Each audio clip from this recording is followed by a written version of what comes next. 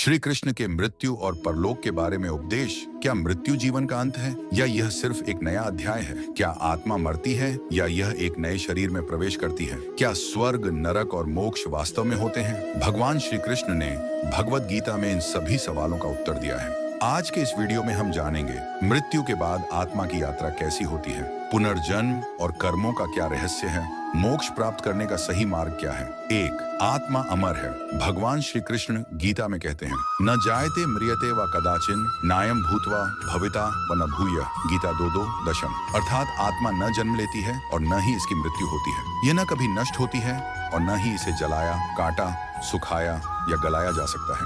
शरीर नश्वर है लेकिन आत्मा शाश्वत है। मृत्यु केवल आत्मा का पुराने शरीर को त्याग कर नया शरीर धारण करना है। जैसे कोई पुराने वस्त्र छोड़कर नए वस्त्र पहनता है, वैसे ही आत्मा एक शरीर से दूसरे शरीर में जाती है। 2. मृत्यु से डरना क्यों नहीं चाहिए। श्री कृष्ण गीता में कहते हैं, जातस्य हि ध्रुवो मृत्युर्ध्रुवम जन्म मृतस्य च। गीता 2:27। जिसका जन्म हुआ है उसकी मृत्यु निश्चित है और जिसकी मृत्यु हुई है उसका पुनर्जन्म निश्चित है। मृत्यु इस संसार का अटल सत्य है। यह सिर्फ एक परिवर्तन है, हमें इससे भयभीत नहीं होना चाहिए। मृत्यु के बाद आत्मा का सफर जारी रहता है। 3. मृत्यु के बाद आत्मा कहाँ जाती है। श्री कृष्ण गीता में कहते हैं, यान्ति देवव्रता देवान पितृयान्ति पितृव्रता।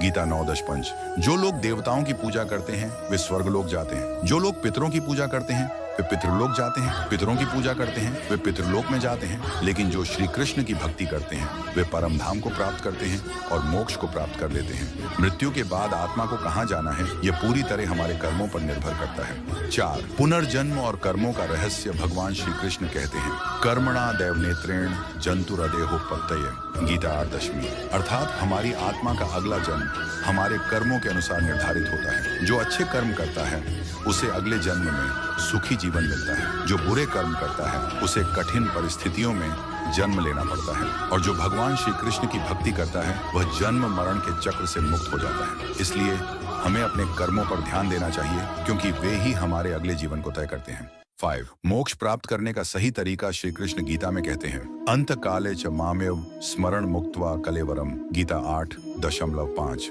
यदि कोई व्यक्ति मृत्यु के समय श्री कृष्ण का स्मरण करता है तो वह जन्म मरण के बंधन से मुक्त हो जाता है। इस संसार में बार बार जन्म लेने की जगह वह सीधा परम धाम को प्राप्त करता है। जीवन भर भगवान की भक्ति करने से, पुण्य कर्म करने से और सत्य के मार्ग पर चलने से मोक्ष संभव है। इसीलिए हमें अपने जीवन में कृष्ण भक्ति को अपनाना चाहिए ताकि मृत्यु के समय भी हमारा मन स्थिर और शुद्ध बना रहे। एक वृद्ध भक्त श्री कृष्ण के नाम का जाप करते हुए शांत भाव से देह त्याग रहा है और उसकी आत्मा दिव्य प्रकाश में विलीन हो रही है। निष्कर्ष तो मित्रों, मृत्यु कोई डरने की चीज नहीं है बल्कि आत्मा की यात्रा का एक महत्वपूर्ण पड़ाव है। श्री कृष्ण ने हमें सिखाया है कि आत्मा अमर है, यह कभी नष्ट नहीं होती। मृत्यु के बाद आत्मा का सफर हमारे कर्मों पर निर्भर करता है। मोक्ष प्राप्त करने के लिए कृष्ण भक्ति और सच्चे कर्मों की आवश्यकता होती है। अगर हम श्री कृष्ण के बताए मार्ग पर चलें तो न केवल मृत्यु का भय समाप्त होगा बल्कि मोक्ष का द्वार भी खुल जाएगा। अगर आपको यह ज्ञानवर्धक लगा तो वीडियो को लाइक करें, हरि बोल कमेंट करें और चैनल को सब्सक्राइब करना न भूलें। जय श्री कृष्ण।